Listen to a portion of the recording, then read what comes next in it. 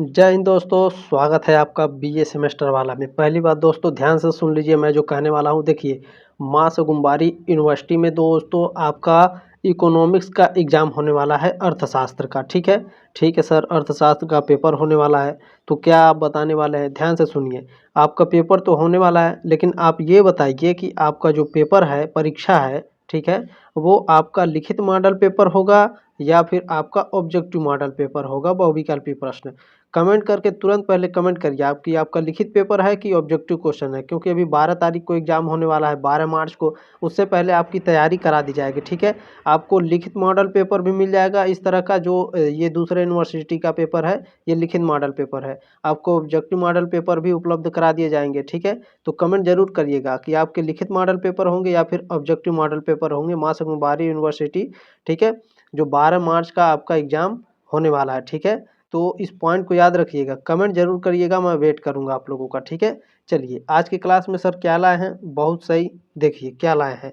BA तृतीय semester परीक्षा 2024, BA third semester examination 2024 में अर्थशास्त्र है, यानी इकोनॉमिक्स। ठीक है, इकोनॉमिक्स का दोस्तों आज हम लोग पेपर देखेंगे।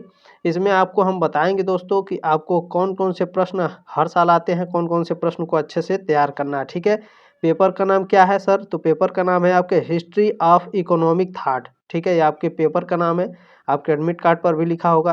देखिए 3 घंटे, यदि आपका लिखित पेपर होगा तो 3 घंटे मिलेंगे आपको लिखने के लिए, और 75 नंबर मिलेगा आपको। ठीक है, और 75 नंबर आपको डिवाइड रहेंगे अति लघु उत्तरीय प्रश्न में। ठीक है, लघु उत्तरीय प्रश्न और लॉन्ग आंसर में। ठीक है, चलिए सेक्शन ए में देखिए, खंड अ में। ठीक है, सेक्शन अ में अति लघु उत्तरीय प्रश्न में आपके 5 प्रश्नों के उत्तर दीजिए। प्रत्येक प्रश्न 2 अंक के हैं। ठीक है, तथा प्रत्येक प्रश्न के उत्तर की कितने शब्दों में उत्तर देना है इसके भी देख लीजिए। देखिए यहाँ पर अधिकतम 50 शब्दों में उत्तर देना है। ठीक है, कितने शब्दों में भैया, यहाँ पर सभी प्रश्नों के उत्तर देने हैं। जो आपके 2 नंबर के प्रश्न पूछे जाते हैं, 5 प्रश्न, ये सभी करने होते हैं। 5 पूछेगा, 5 करने होते हैं। ठीक है, इस पॉइंट को याद रखिएगा। चलिए कौन कौन से प्रश्न आपके पूछेंगे, बहुत ही इंपॉर्टेंट ये क्लास होने वाली है। और हाँ, पहली बात देखिए, इस क्लास को, ये जो पेपर है साथियों, ये आपसे रिक्वेस्ट है और ये आपकी जिम्मेदारी भी है। ठीक है, व्हाट्सएप पर अपने दोस्तों को जरूर शेयर करिएगा इस क्लास को। ठीक है, कम से कम एक दोस्त को तो जरूर शेयर करिएगा।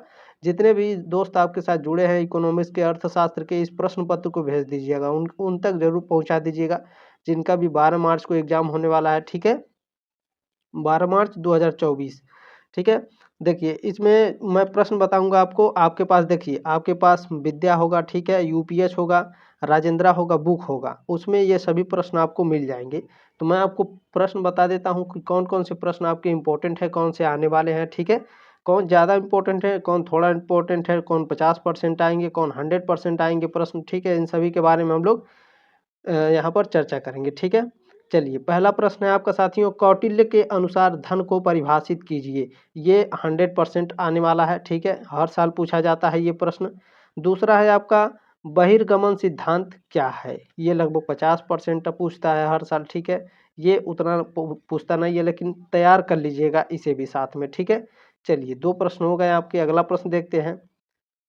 देखिए इसमें सी आपका पूछा है, तीसरा नंबर, वणिकवाद के अर्थ को समझाइए। ये उतना नहीं पूछता है। ठीक है, लेकिन याद रखिएगा साथियों, ऐसा नहीं नहीं पूछता है तो नहीं पढ़ेंगे। ठीक है, अच्छे से तैयार कर लीजिए, क्योंकि 2 ही नंबर का है। ठीक है, ज़्यादा आपको इसका उत्तर देना भी नहीं है, 50 शब्दों में उत्तर देना होता है। ठीक है, और एक बात इसमें देखिए, जो चौथा है डी ऑप्शन आपका, डी वाला जो प्रश्न है, एडम स्मिथ के दर्शन को बताइए। इसको भी तैयार कर लीजिएगा आप सभी लोग। ठीक है, 50% लगभग ये पूछता ही हर साल, लेकिन ये आपका 100% मुझे लग रहा है आएगा। ठीक है, 2024 को 12 मार्च को जो आपका एग्जाम होने वाला है। और दूसरा बात, आप लोग कमेंट करेंगे कि सर इसका उत्तर बता दीजिए, बिल्कुल बता देंगे। देखिए मैं हूँ, कोई दिक्कत नहीं, आपको टेंशन लेने की ज़रूरत नहीं है, बिल्कुल नहीं है। क्यों नहीं है, देखिए अगर आपके यूपीएच में, ठीक है, राजेंद्रा में, बुक में इसका जो उत्तर है, ठीक है, जो प्रश्न है इसका, क्या शिशुमांडी समाजवादी था। ठीक है, अगर इसका उत्तर नहीं मिलता साथियों, तो आप लोग कमेंट करिएगा, सर इसका उत्तर बता दीजिए। कमेंट बॉक्स में प्रश्न आप लिख दीजिएगा। ठीक है, मैं आपको कमेंट बॉक्स में ही आपको इसका उत्तर दे दूंगा। ठीक है, चलिए ठीक है ना, इसे भी तैयार कर लीजिएगा साथियों, क्या शिशुमांडी समाजवादी था। ठीक है, इसे भी आप लोग तैयार कर लेंगे, ज़्यादा बड़ा प्रश्न नहीं है। सेक्शन बी में आपका क्या है, लघु उत्तरीय प्रश्न। ठीक है साथियों, इसमें देखिए 8 प्रश्न पूछे जाएंगे और 5 प्रश्न करने होंगे। ठीक है, लघु उत्तरीय प्रश्न में 8 प्रश्न पूछे जाते हैं, 5 प्रश्न करने होते हैं, ठीक है, ध्यान देंगे। चलिए इसमें कौन कौन से प्रश्न है, ये तो 100% हर साल पूछा जाता है, पूछा जाएगा, इसे तैयार कर लीजिएगा। डॉक्टर भीमराव अंबेडकर के आर्थिक विचारों का संक्षेप में वर्णन कीजिए, ठीक है, ये आने वाला 100% तैयार कर लीजिएगा। इसे भी तैयार कर लीजिएगा दोस्तों। 50% पंडित दीनदयाल उपाध्याय के आर्थिक दर्शन पर प्रकाश डालिए, ठीक है। चलिए अगला प्रश्न है आपका, प्लेटो के आर्थिक विचारों को संक्षेप में लिखिए। लगभग 90% ये हर साल प्रश्न पूछता है, ठीक है, इस साल भी पूछा जा सकता है, अच्छे से तैयार कर लीजिएगा। धन के परिभ्रमण सिद्धांत को समझाइए, 100% ये पूछता है, ठीक है, तो इसे भी तैयार करेंगे साथियों। अगला प्रश्न देखेंगे क्या है, यदि मालथस जीवित होता तो क्या वह नव मालथसवादी होता, बताइए, ठीक है, इसे भी लगभग 50% पूछता है, तो ध्यान में रखेंगे इस पॉइंट को, ठीक है।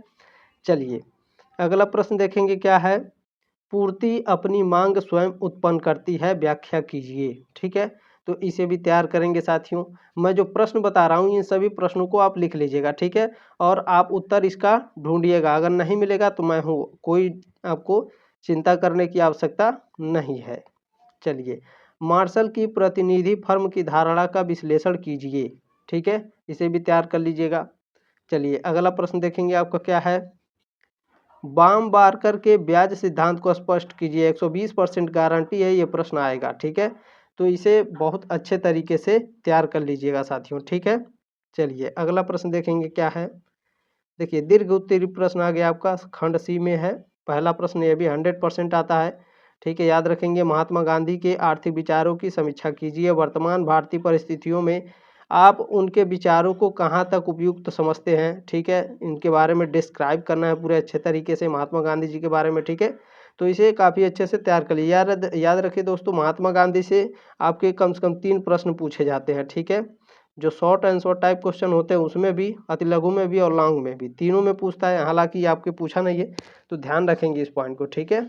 चलिए अगला प्रश्न है आपका, आर्थिक विचारों में अमर्त्य सेन के योगदान का वर्णन कीजिए, ठीक है, तो ये भी लगभग हर साल पूछता है दोस्तों, इसे भी काफ़ी अच्छे से तैयार करेंगे। चलिए अगला क्या है आपका, ऑप्शन नंबर आपका इसमें सी दिया है, सी वाला प्रश्न आपका पूछा है, अरस्तु के आर्थिक विचारों को विस्तार से समझाइए, ठीक है साथियों, ये भी लगभग 80% दोस्तों हर साल पूछता है, ठीक है। चलिए अगला प्रश्न देखेंगे क्या है, ये तो 120% गारंटी है, हर साल आता है, ठीक है। वणिकवाद के प्रमुख आर्थिक सिद्धांतों की विवेचना कीजिए, ठीक है, ये हर साल प्रश्न पूछता है साथियों, काफ़ी अच्छे से तैयार करेंगे इसे। चलिए अगला प्रश्न है आपका साथियों, माल्थस के आर्थिक विचारों का संक्षिप्त वर्णन कीजिए। आर्थिक विचारों में उनका योगदान क्या था, ठीक है, 90% ये हर साल प्रश्न पूछा जाता है, हर कॉलेज में इस प्रश्न को काफ़ी अच्छे से तैयार करेंगे। चलिए अगला क्या है, देखिए वेरी मोस्ट इंपॉर्टेंट है, सिसमांडी के आर्थिक विचारों की आलोचनात्मक व्याख्या कीजिए। सिसमांडी से एक प्रश्न आता है हर साल, ठीक है, इस पॉइंट को याद रखेंगे साथियों। आपका अगला क्या है, पीगू के प्रमुख आर्थिक विचारों को समझाइए, और अगला है जीवंश के आर्थिक विचारों की विवेचना कीजिए। तो साथियों ये लगभग हर साल पूछे जाते हैं, लगभग 70% प्रश्न ये पूछे जाते हैं, ठीक है, तो लगभग इसे भी आप लोग अच्छे से तैयार करेंगे, ठीक है। चलिए दोस्तों आज के क्लास में बस इतना ही, मैंने जो आपको जिम्मेदारी दी है इस पेपर को आगे आपको शेयर करना, इस तरह से शेयर बटन बना होगा व्हाट्सएप पर, जरूर शेयर करिएगा, ठीक है, और कमेंट करना मत भूलिएगा कि कौन से आपके कॉलेज में एग्ज़ाम होने वाला है 12 मार्च 2024 को, ठीक है, याद रखेंगे साथियों। और कमेंट करिएगा, ऑब्जेक्टिव होंगे या फिर सब्जेक्टिव, दोनों पेपर मैं आपको प्रोवाइड करा दूंगा, जितने भी यूनिवर्सिटी के पेपर हुए हैं मैं सभी आपके समक्ष ला दूंगा, ठीक है। तो अगर सब्सक्राइब नहीं किए तो सब्सक्राइब कर लीजिएगा साथियों, और बेल आइकन को प्रेस कर लीजिएगा, ताकि जब भी मैं क्लास लाऊंगा आपको नोटिफिकेशन पहुंच जाएगा, ठीक है। मिलते हैं नेक्स्ट क्लास में, तब तक के लिए जय हिंद, वंदे मातरम।